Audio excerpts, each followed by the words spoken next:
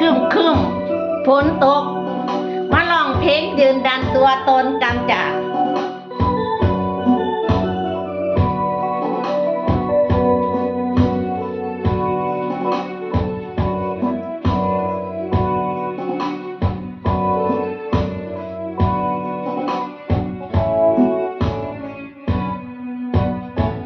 เมื่อคำสิเว้าพอหูข่าวทั้งบ้านโทรมากำลังนั่งแต่งหน้าจนว่าสอเขียนคิ้วหลุดมือผู้บ่าวหาวเสี่ยวเมียมืออื่นมือหือแม่นอยู่บ่เล่าหือคือคำเขาเว้ามาได้ฟังชัดเจนหัวใจน้องนิมนต์ปานคำนางเอกหมอลำหงายตำลงบ่เป็นท่าอยู่หลังเวทีส่องกระจกดูคราบน้ำตา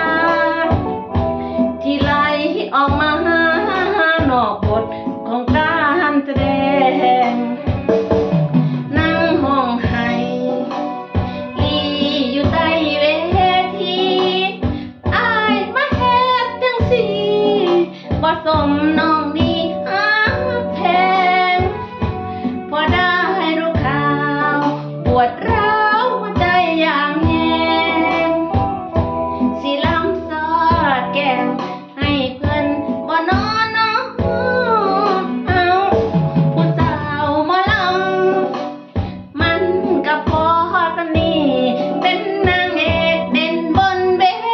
ทีชีวิตจริงนั้นแพ้เขาบ่อยากหอดลำขึ้นทางรถนั่งกลอดกระเป๋าจำใจยอมรับบทเศร้าตามเรื่องราวเขาสมมุติเนี่ยนา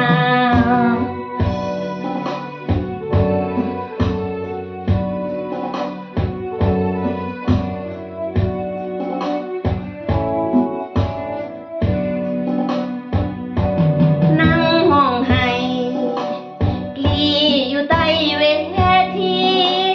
อายมาเฮ็ดจังสิบ่สมน้องนี่ฮักแพงพอได้รู้ข่าวปวดร้าวหัวใจอย่างแรงสิลำซอดแก้มให้เพิ่นบ่นอนน้อเฮาผู้สาวหมอลำมันก็พอสนิเป็นนางเอกเด่นบนเวทีชีวิตจริงนั้นแพ้เขาบ่อยากหอดลำขึ้นทั้งรถนั่งกอดกระเป๋าจำใจยอมรับบทเศร้าตามเรื่องราวเขาสมมุตินาม